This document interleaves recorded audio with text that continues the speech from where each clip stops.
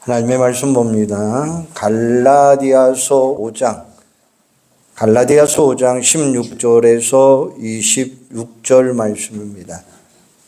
갈라디아서 5장 16절에서 26절 한번 같이 읽겠습니다. 내가 이르노니 너희는 성령을 따라 행하라. 그리하면 육체의 욕심을 이루지 아니하리라. 육체의 소욕은 성령을 거스리고 성령은 육체를 거스리나니 이 둘이 서로 대적함으로 너희가 원하는 것을 하지 못하게 하려 함이니라. 너희가 만일 성령의 인도하시는 바가 되면 율법 아래에 있지 아니하리라. 육체의 일은 분명하니 곧 음행과 더러운 것과 호색과 우상 숭배와 주술과 원수 맺는 것과 분쟁과 시기와 분냄과 당짓는 것과 분열함과 이단과 수기와 술취함과 방탕함과 또 그와 같은 것들이라.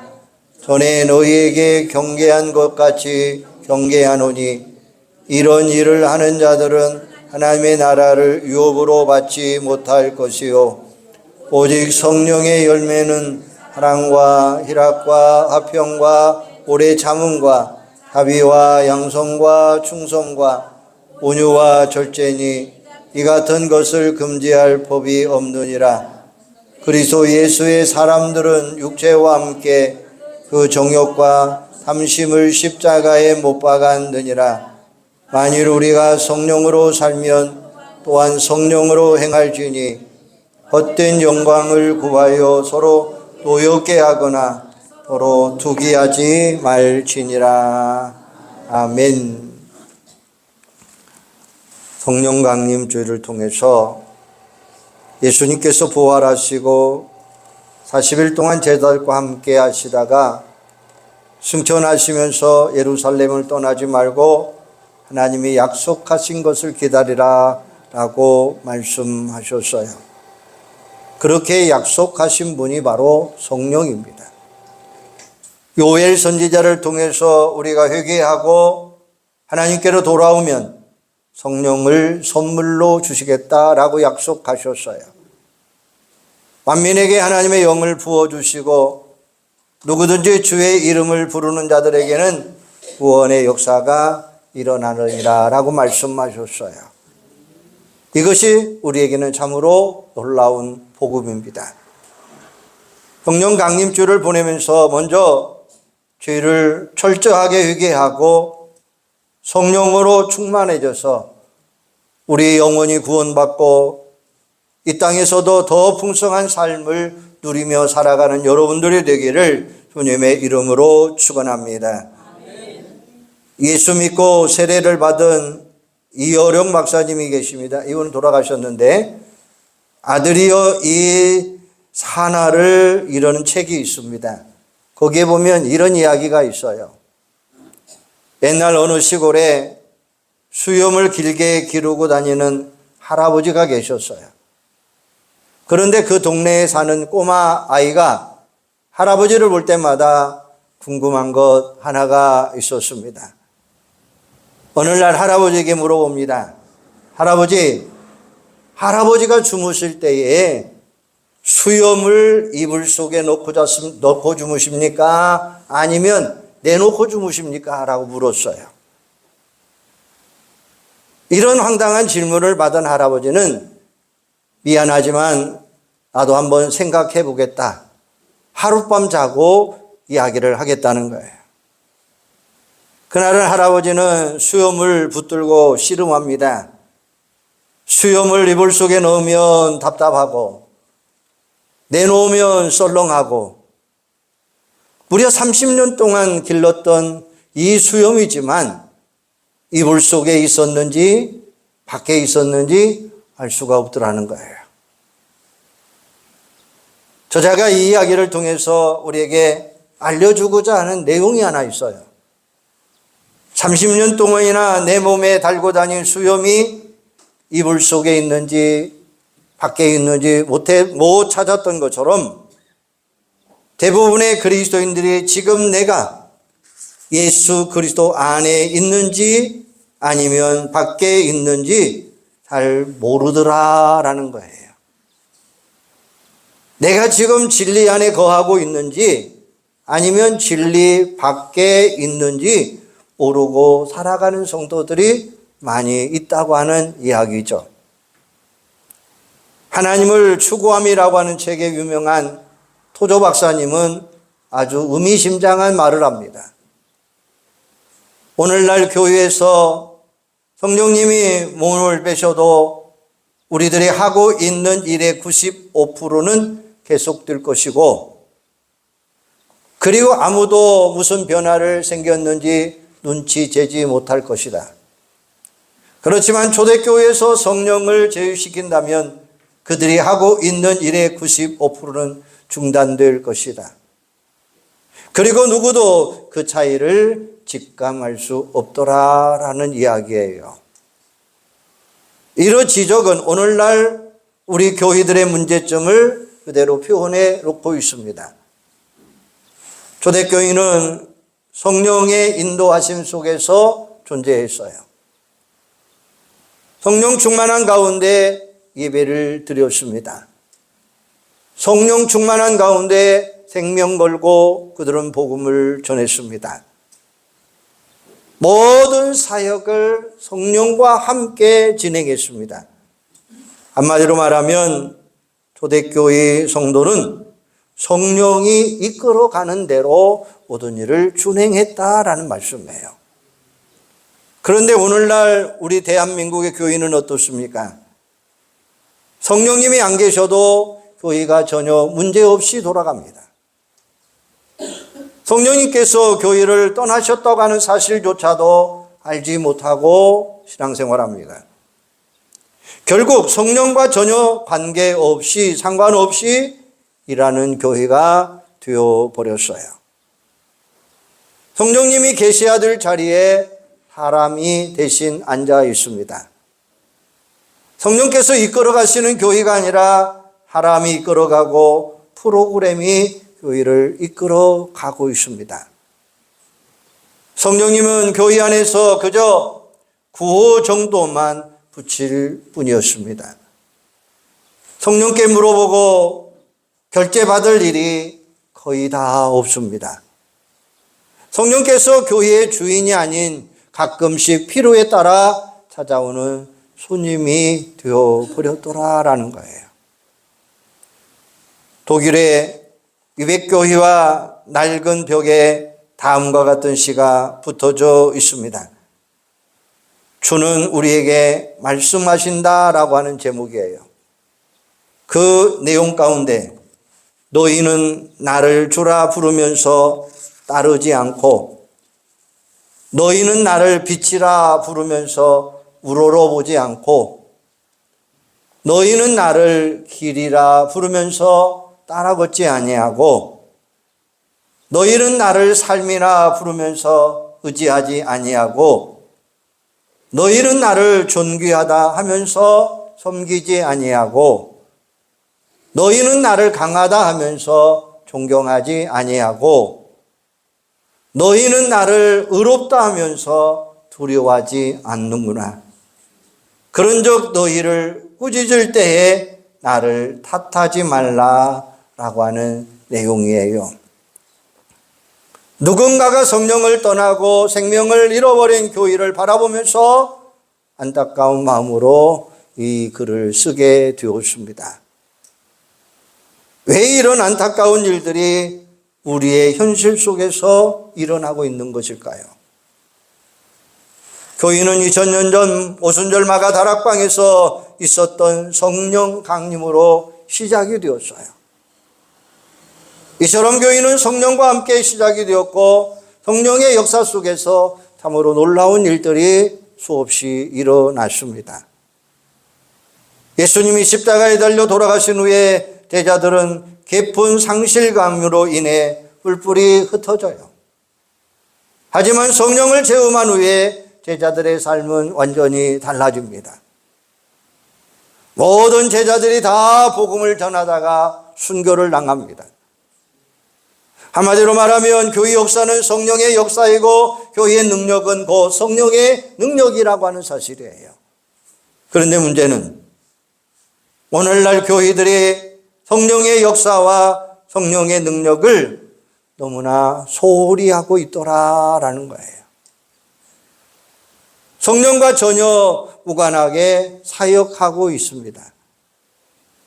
성령을 따르지 아니하면 성령의 인도함을 받지 못하고 그 교회는 결국 세상으로부터 조롱과 멸시와 비난을 받을 수밖에 없어요. 하나님의 나라를 제대로 세워갈 수가 없어요. 오늘 성령 강림주일을 맞이하여 지금 우리 안에 잠들어 계신 성령님을 다시 한번 깨우는 시간이 되시기를 바랍니다. 우리가 예수를 따르는 제자들이 되기 위해서는 무엇보다도 성령의 능력을 강구하는 자들이 되셔야 돼요. 우리 복남교회가 사도행전의 역사를 꿈꾸기 위해서는 그 어떤 것보다도 성령의 능력을 다시 한번 회복하는 시간이 되기를 주님의 이름으로 축원합니다. 성령의 임재 속에서 성령 충만한 성도들이 되어야 되고 성령의 능력 속에서 하나 되는 교회가 되어야 되고 우리는 부족하고 연약하지만 오늘 또 말씀을 통해서 성령의 능력으로 새롭게 되어가고 역사가 성도들의 심령 속에서 성령의 능력으로 새롭게 이전되는 새롭게 가꾸어지는 여러분들이 되기를 주님의 이름으로 축원합니다. 오늘 본문은 바울이 갈라디아 교회에 보낸 편지예요. 전파부에서는 오직 믿음으로 말미암아라고 강조하고 있습니다. 처음에는 예수 잘 믿다가 이단 사상에 빠져서 복음을 포기해버리는 성도들을 향하여 그러면 너희는 저주를 받으리라 라고 이야기합니다. 그리고 후반부에서는 복음 안에서 자유를 얻는 성도들에게 어떻게 살 것인가를 이야기하고 있습니다. 더 이상 복음 안에서 주어진 자유를 육체의 종로로 사는 기회로 삼지 말고 서로 사랑으로 종로로 타라라고 강조하고 있습니다. 그러면 오늘 본문은 우리에게 뭐라고 말씀합니까? 오늘 본문의 핵심은 성령 안에서 행하라. 성령을 따라 살아라. 우리가 어떻게 하면 성령을 따라가는 삶을 살아갈 수 있을까요? 여기에 비결이 있다고 하는 사실이에요. 그 비결이 뭘까요? 육체의 일을 버리라 라고 말씀하고 있어요. 16절에서 21절에 보면 성령을 따라 살아가는 삶의 출발점은 바로 우리 안에 차 있는 가득 채워져 있는 육체의 일을 버리라라고 하는 사실이에요. 여기서 육체는 성령과 반대되는 개념이에요. 17절에 보면 육체의 소욕은 성령을 거스리고 성령은 육체를 거스리나니 이 둘이 서로 대적함으로 너희가 원하는 것을 하지 못하게 하려 함이라 라고 말씀했어요. 우리 몸은 크게 둘로 나눠집니다. 하나는 하나님께서 주신 자연인으로서의 몸인 육체입니다. 영어로 바디다라고 표현을 합니다. 이 몸은 하나님의 영이 거하시는 성전이에요. 그래서 우리는 내 몸을 정말로 소중하게 생각하셔야 돼요. 항상 깨끗하게 거룩하게 관리해 나가야 된다라는 말씀이에요. 또 하나는 사르크스라고 하는데 죄에 빠져서 하나님을 대적하는 원래의 본성을 의미합니다. 오늘 본문에서는 육체가 사르크스라고 하는 의미로 사용됐는데 육체의 소욕은 하나님을 떠나 있는 우리 인간의 연약함을 의미하고 있는 거예요. 원래 사람들은 하나님의 형상대로 지음받았어요. 하나님께서 우리 몸에 생기를 부어 넣어주심으로 인해서 생명, 곧 살아있는 영혼이 되었어요. 하나님과 교제하고 에덴 동산에서 하나님께 주신 복을 누리며 살아갈 수 있도록 해주셨어요. 그런데 아담과 하와가 사단의 유혹을 받습니다. 선악을 알게 하는 나무의 열매는 따먹지 말라고 명령을 합니다. 그러나 사단의 유혹에 넘어감으로 인해서 그들의 눈에 선악과가 이전과 바라보는 그런 열매가 아니었던 거예요. 그래서 창세기 3장 6절에 보면 여자가 그 나무를 본즉 먹음직도 하고 보암직도 하고 지혜롭게 할 만큼 탐스럽기도 한 나무인지라 여자가 그 열매를 따먹고 자기와 함께 있는 남편에게 주매 그도 먹으리라 라고 말씀해요. 사단의 유혹에 넘어가는 순간 선악과는 더 이상 하나님의 약속의 나무가 아닙니다. 먹음직하고 보암직하고 지혜롭게 할 만큼 탐스럽게 보이는 유혹의 열매일 뿐이에요. 이게 바로 인간이 최초로 하나님의 명령을 어기고 육체의 욕심을 따라 사는 죄악의 모습이에요. 이것이 결국 하나님과의 단절을 가지게 되었고 모든 인간이 고통과 사망의 그늘 아래서 죄의 종노릇을 살게 되었습니다. 하나님을 대적함으로 인해서 불순종의 자녀, 진노의 자녀가 되고 말았습니다. 이 문제를 해결하기 위해서 이 땅에 오신 분이 예수 그리스도이십니다.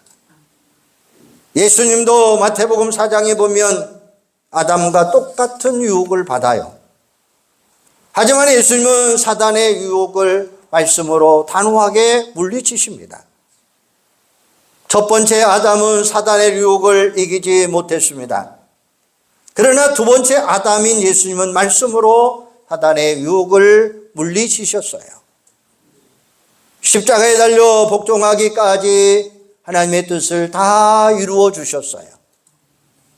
죄를 범한 우리 인간이 짊어져야 될 저주와 형벌을 십자가 위에서 온몸을 다 바쳐서 우리 예수님이 다 감당해 주셨어요. 그러므로 누구든지 예수님을 나의 구주로 고백하기만 하면 하나님의 자녀가 되는 권세를 허락하셨습니다. 이게 바로 영원한 생명이에요. 하나님의 나라를 유업으로 받을 수 있게 하셨어요. 이게 바로 예수를 그리스도를 통해서 우리에게 주신 놀라운 복음입니다. 이렇게 예수 믿고 구원 얻게 된 것은 우리 그리스도인들은 당연히 예수의 제자로서 육체의 일을 벗어버리고 성령을 따라 살아가는 삶을 사셔야 돼요. 그런데 우리가 여전히 첫 아담의 길을 따라간다면 그것은 십자가에 달리신 예수님을 다시 한번 욕되게 하는 것이죠. 그런데 당시 갈라디아 교회 안에 복음으로 떠나 하나님의 영광을 가리우는 성도들이 많았습니다. 이유는 뭡니까? 하나님이 주신 자유를 육체의 종로로 다는 도구로 잘못 사용했기 때문이에요. 그 결과 성령을 따라 살지 못하고 육체를 쫓아 살아가는 삶이 되고 말았습니다. 그래서 바울이 육체를 따라가는 것이 무엇인지를 구체적으로 언급해 놓았는데 그 내용이 뭐냐? 19절에서 21절 말씀입니다. 한번 같이 읽어볼까요? 19절부터 시작. 육체의 일은 분명하니 곧 음행과 더러운 것과 후색과 우상 숭배와 주술과 원수 맺는 것과 분쟁과 시기와 분냉과 당짓는 것과 분열함과 이단과 투기와 술 취함과 방탕함과 또 그와 같은 것들이라. 전에 너희에게 경계할 것이 경계하노니 이런 일을 하는 자들은 하나님의 나라를 유업으로 받지 못할 것이요. 아멘. 이런 육체의 열매는 우리가 애를 쓰고 노력한다 할지라도 열매가 아니라는 것입니다. 그냥 가만히 있어도 노력하지 않아도 쉽게 얻을 수 있는 열매들이에요. 그렇게 할 수 있습니까? 그것은 우리가 성령의 인도하심 속에서 떨어져 나가 보니까 자동적으로 달라붙더라는 거예요. 마치 들의 잡초들이 가꾸지 않아도 똑같이 그냥 멋지게 잘 자라납니다. 우리가 성령의 사람으로 살아가지 않으면 이런 육체들이 저절로 우리에게 달라붙는 거예요. 결국에는 하나님의 나라를 유업으로 받을 수 없다고 하는 사실이죠. 하나는 여러분, 이런 문제들이 갈라디아 교회 성도들에게만의 문제이겠습니까? 오늘 우리 모두의 문제이고 오늘 우리 모두의 모습이잖아요. 그래서 우리가 항상 깨어 있어야 되고, 그래서 우리가 항상 성령의 인도하심을 받으면서 살아가셔야 돼요. 이런 육체의 열매를 맺지 않도록 날마다 성령으로 충만한 삶을 사는 여러분들이 되기를 바랍니다. 사도 요한은 이렇게 말합니다. 요한일서 2장 15절 16절에 보면 이 세상이나 세상에 있는 것들을 사랑하지 말라. 누구든지 세상을 살아가면 아버지의 사랑이 그 안에 있지 아니하나니 이는 세상에 있는 모든 것이 육신의 정욕과 안목의 정욕과 이상의 자랑하니 다 아버지께로부터 온 것이 아니요 세상으로부터 온 것이니라 라고 말씀하셔요. 여러분, 세상 살면서 눈에 보이는 것들 너무너무 사랑하지 마시기를 바랍니다. 세상을 사랑하는 만큼 하나님과 멀어지는 삶이 되고 말아요. 육신의 정욕, 안목의 정욕, 이생의 자랑에 붙들려서 살아갈 수밖에 없어요. 이런 것들은 하나님이 주신 게 아니에요. 마귀가 우리를 유혹하기 위해서, 넘어뜨리기 위해서 마귀가 사용하는 도구예요. 세상 것들은 잠시만 있다가 사라져버리는 안개와 같습니다. 잠깐인 세상의 즐거움을 위해 영원한 생명을 포기한다면 그것처럼 어리석은 것이 어디가 있겠습니까?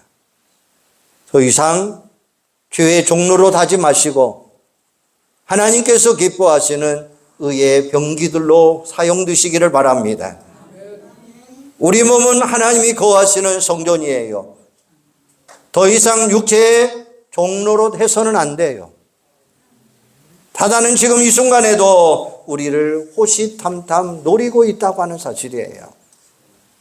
육체의 정욕, 안목의 정욕, 이생의 자랑으로 우리를 유혹하고 있습니다.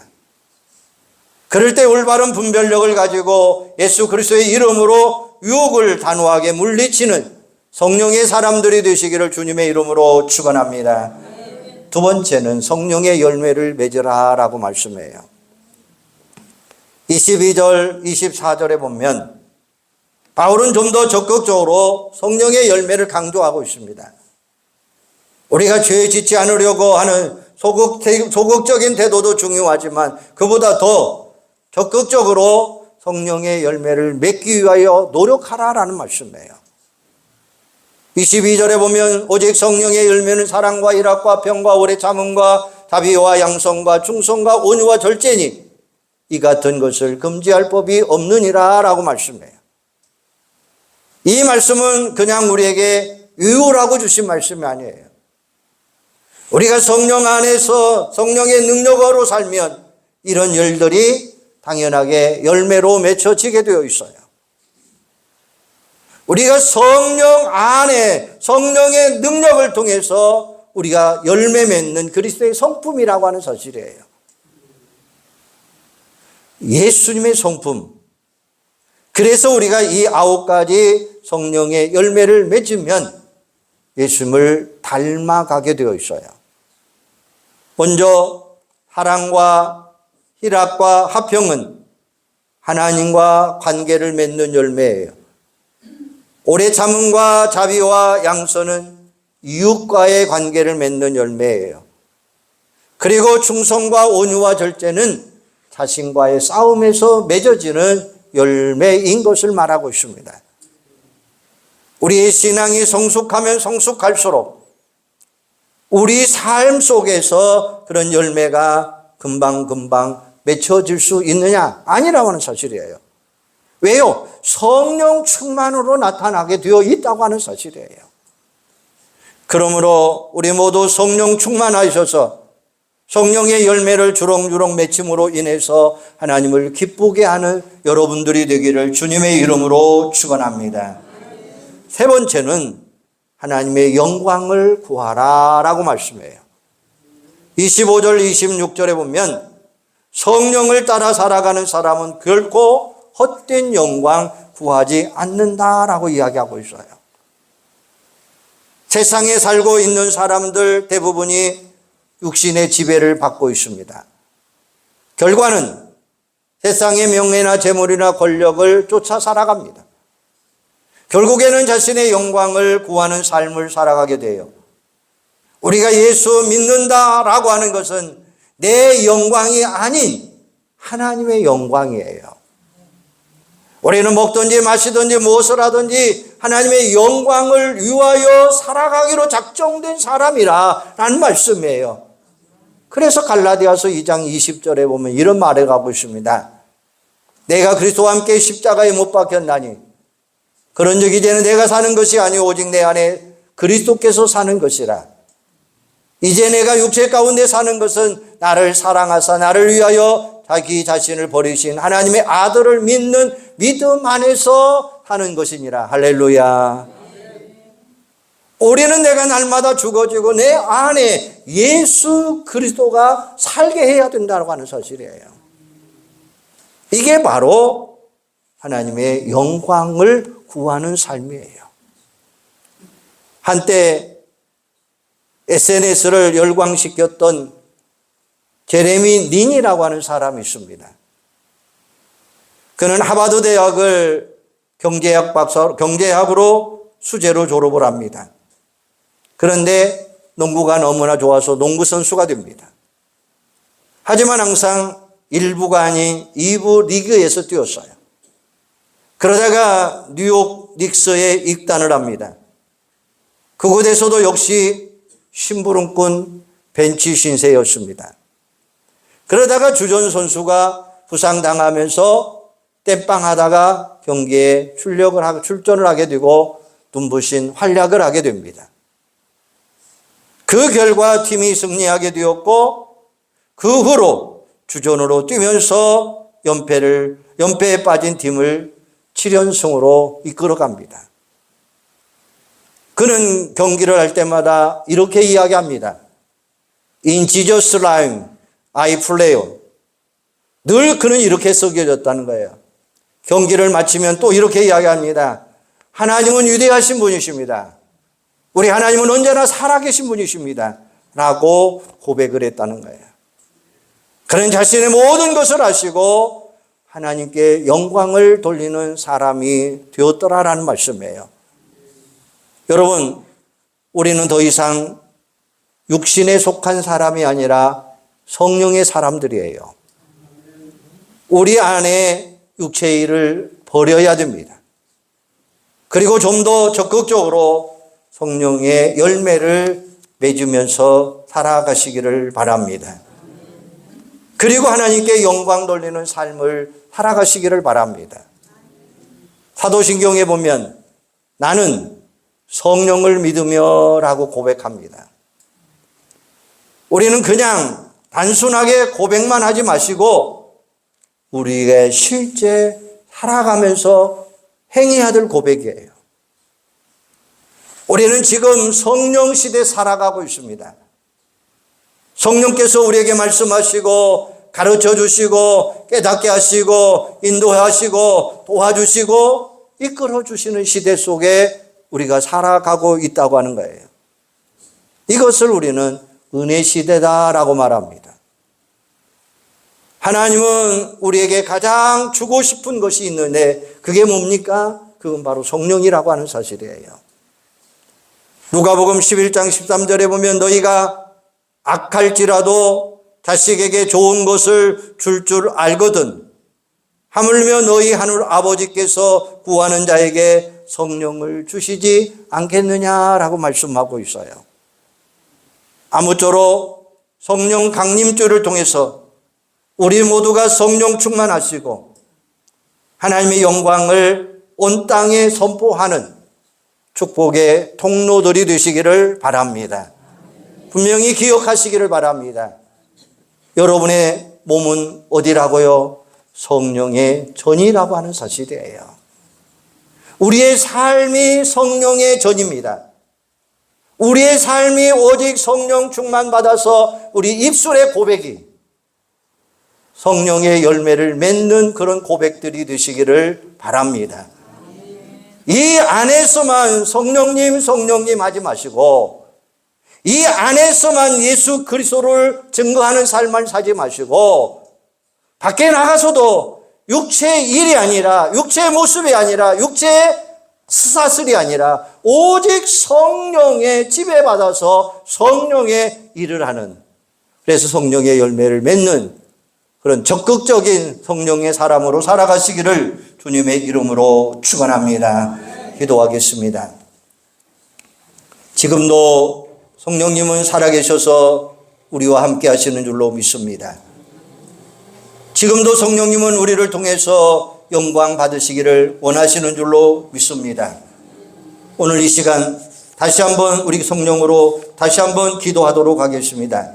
성령님, 나와 함께 하여 주시기를 원합니다. 성령님, 내 안에 있는 육체적인 모든 열매 예수 그리스도의 이름으로 제거되게 하여 주시옵소서.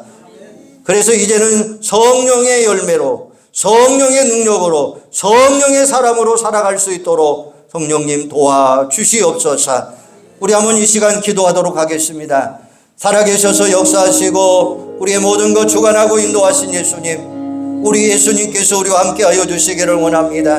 사랑하는 아버지 하나님, 갈라디아 교회를 통해서 저들에게 말씀하여 주셨어요. 오늘 이 시대는 우리가 성령으로 살아가야 되는데 성령으로 살아가지 못하고 성령의 뜻을 붙들지 못하고 성령의 능력으로 살아갈 수 없습니다. 오직 육체의 일 때문에 그렇습니다.